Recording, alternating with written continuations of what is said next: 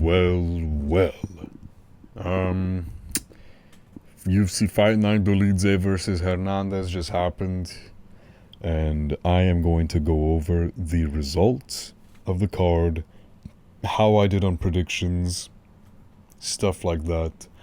If you guys like the channel, like the videos, make sure you subscribe and hit the notification bell, leave a comment, like the video. Show support to the boy, you know what I'm saying? Come on. I'm not gonna lie, I didn't watch many of the fights on this card. I was working, and I wanted to get this video out as soon as possible, so I'm gonna kind of be like rushing over some fights, especially the first fight opening up the card. I mean, I didn't even make a prediction for this one because it was such a last-minute booking that my video came out before this fight was even on the UFC's website. But yeah, if we go over this fight, I mean, a lot of people say Cody Brundage got robbed. I think the consensus is that McConaughey definitely won the third round. The second round goes to Brundage, and then the first is up for debate. But I mean, if you look at the strike totals here, 3-8 for significant strikes. Listen, I know it's not a numbers thing. Maybe McConaughey hurt him bad or knocked him down or something. I don't know. But whatever. It seems like it was a shit fight, so I don't really care about it anyways. Next fight up on the card, Gabriela Hernandez versus Julia Stoliarenko. This fight was closer than I thought it was going to be, I'm not gonna lie. I didn't watch it. It looks like it was close in numbers. I honestly thought Hernandez was gonna piece her up on the feet, and that Stoliarenko was not gonna have any success on the feet because she's a ground game person. She's a jiu-jitsu specialist. But she ended up doing well. So shout out to her, you know. Next fight up on the card, Uros Medic versus Gilbert Urbina. This was a fast fight, and it was way more entertaining in the 1 minute and 3 seconds that it lasted than those previous two fights. I can guarantee that. I didn't even fucking watch them, and I can guarantee it. Trust. Lock it down on the parlay. I'm more confident in that pick than I am in most of my UFC fights picks. But yeah, this was a quick fight. Urbina actually started really well. He hit Medic with the same kind of 1-2, so backhand, so rear hand, so the two. He landed that 2 on Uros Medic the same way Pugnali Soriano did, and it knocked him down. I was like, oh my god, man, holy shit, fuck's going on here? And but he got back up, worked his way to the feet. I think Urbina got a bit too confident on the feet and a bit too, not aggressive, but he was too confident on the feet, and he was not defending himself well, and he was getting clipped by some scary looking shots, and eventually he got hit by, I want to say it was a right hook. It was a hook. Put flat out on his back. Follow-up shot by Uros Medic, super necessary. Yeah. First shot put him down. That follow-up shot put him to sleep. It was nasty. They both got one knockdown apiece in 1 minute. Uros Medic is showing his chin is now starting to wither a bit, and he's damaged. He's taken some damage in his career. He's gotten dropped. He's gotten KO'd. He's gotten finished. He's starting to show some damage because maybe Urbina is just really explosive.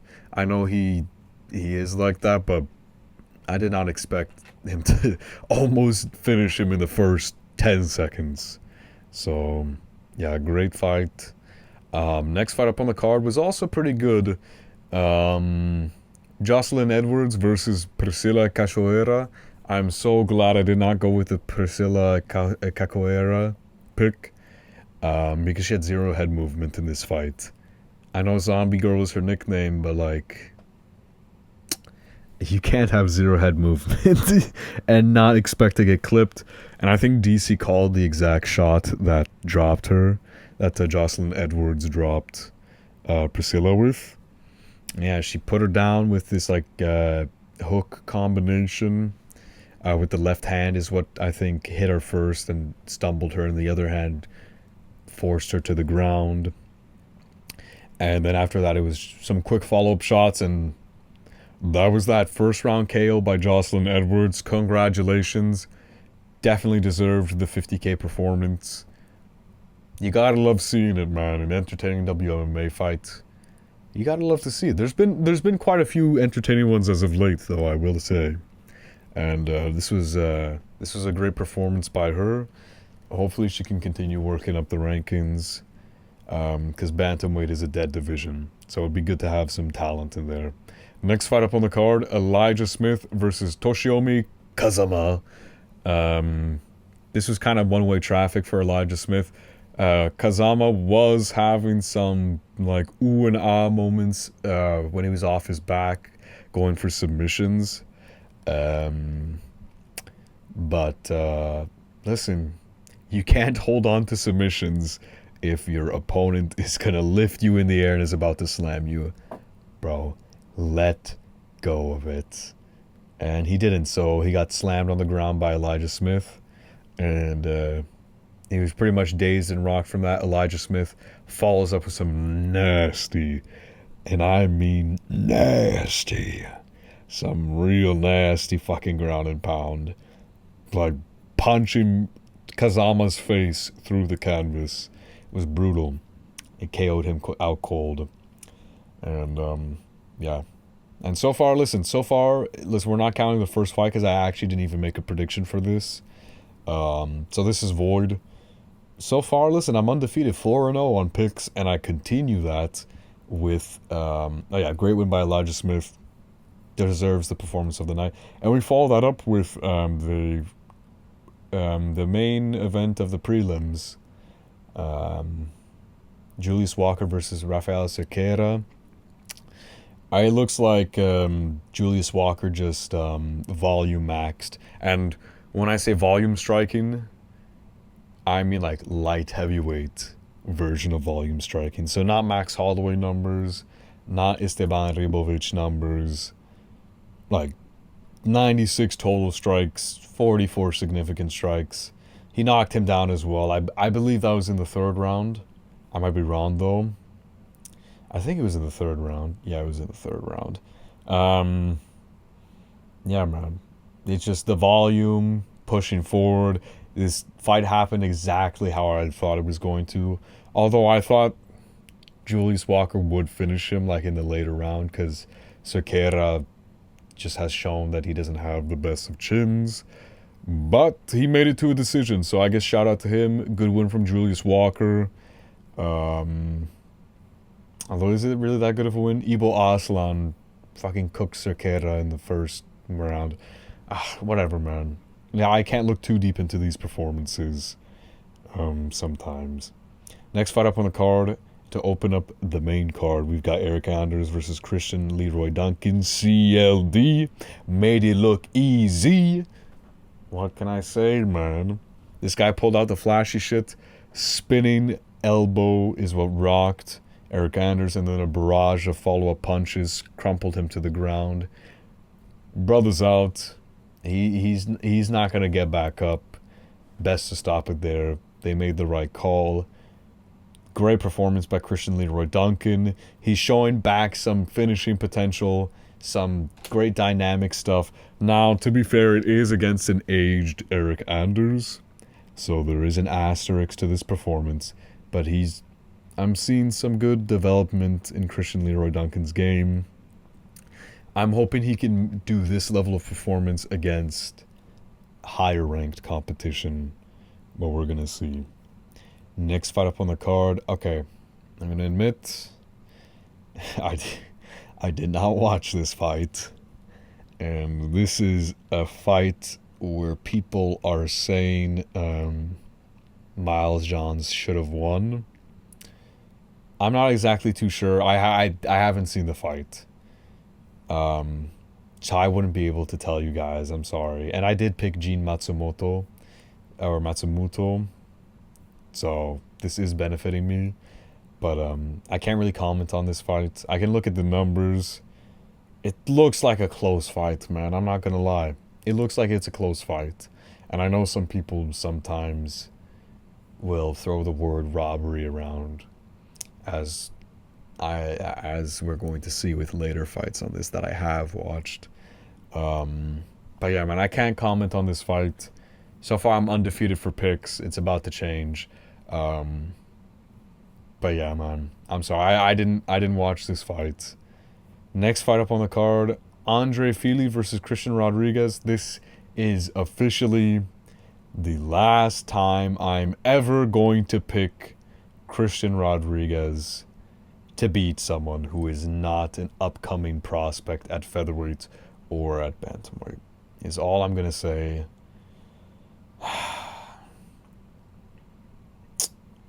Fuck's sake, man. I thought I went against the grid. I know he was the favorite, and it's always the inside joke of picking the other opponent. I'm not even gonna break this fight down. I'm not gonna lie. I didn't see it either, but I saw he lost, and fuck, man. Like, come on, bro. You should be beating Andre Fili. How is he the one taking you down? Fuck's sake. Congratulations to Andre Fili. He has been cycling through wins and losses for a while now, so I guess maybe that's why I should have picked him. But shout out to him. He's still showing that he's got it, despite being like pretty old for lower weight classes. Next fight up on the card. This was also a disappointing L for me, because I'm like, what, 7-1? Now I'm 7-2 with this one. Listen, and I'm going to put this to Yasmin Lucindo.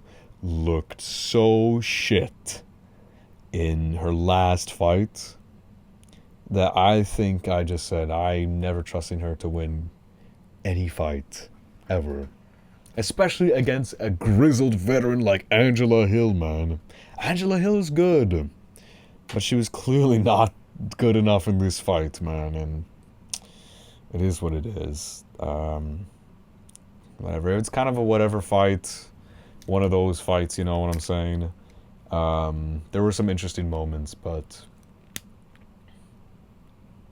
I'm more so just upset that Angela Hill didn't win, because that was I thought that was one of my smart picks, you know, but maybe multiple people picked her to win. I have no idea. I know she was the underdog.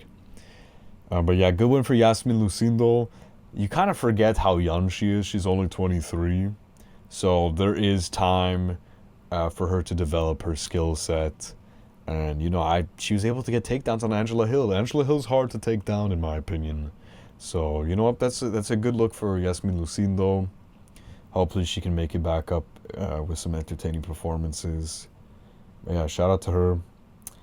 Next fight up on the card, the co-main event. Now I got to talk about this one, because, I mean, is it just me?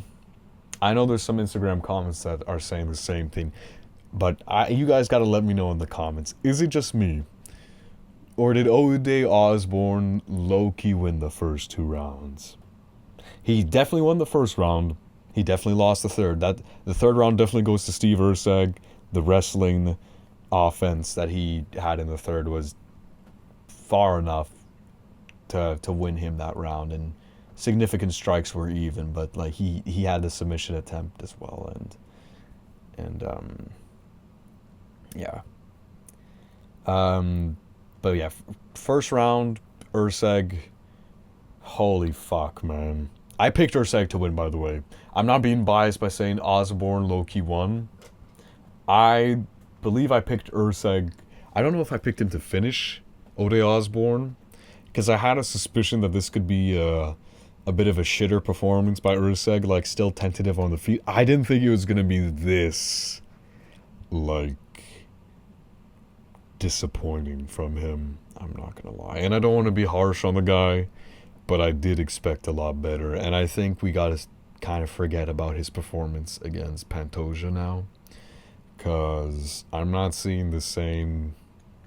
I don't know, man. I'm not seeing this kind of the same level of fighter. I don't know. I don't know how he looks so good against Pantoja. I know styles make fights, and Osborne's speed was a big problem for Urseg in this fight. But it's really just, man, I didn't expect him to struggle this much with Ode Osborne. I know Osborne's dangerous, and I was worried that Osborne would maybe like finish him in the first round, which he almost did. And that was like, I'm kind of surprised that there's no knockdown scored, but whatever. It is what it is, I guess, because like Urseg got wobbled and then kind of walked down to the ground. It was a weird visual. Yeah, he almost got finished that round. It comes down to the second round, and I think Osborne landed the harder shots and clipped Urseg enough. I know Urseg landed that right hand quite a bit, but I like on multiple occasions where he would land that right hand, Osborne would land his check right hook straight on Urseg, and the commentary was completely ignoring it. They were ignoring quite a few of Osborne's shots. I'm not surprised that they've done that, because, you know, it would look really bad if Urseg lost. But yeah, like, even more significant strikes. If we're going on damage, you low-key have to give that to Osborne. I know Urseg had the crisp striking. You know, the crisp striking. And Osborne was, like, maybe a bit more chaotic. But, bro, they're pretty even on the feet, and I'd have to give the damage side to Osborne. I'm sorry, man. I thought he won this fight. Now, it's a close enough fight where I'm not going to even bother saying robbery, because it's a close fight. But I thought he should have gotten the nod. And I picked Urseg to win, man. I have all the reason to, like, back him to win. You know? But I gotta be honest, man. I don't got the best content, or no, I have the best content. I got the best content on YouTube. I don't have the best editing. I don't have the best thumbnails. At least I got my honesty though. And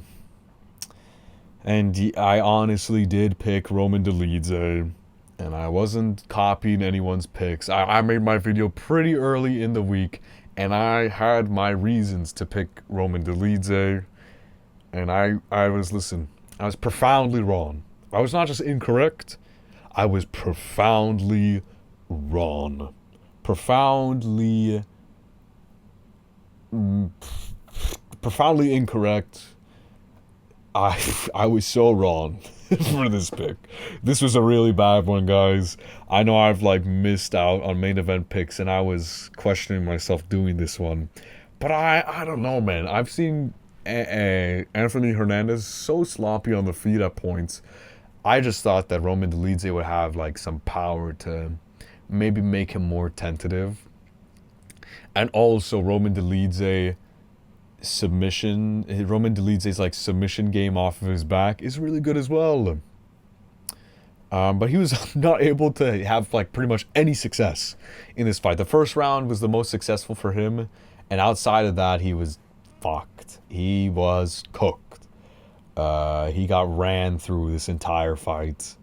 There's honestly not much to talk about. I mean, if you look at some of the, it's a bit reminiscent of the Mikael Pereira versus Anthony Hernandez, and I think we're just gonna have to maybe give Mikael Pereira a bit of a pass on criticizing his cardio tank. Now his fight against Abus Magomedov, low-key still proves that he has a shit gas tank, but fuck, man.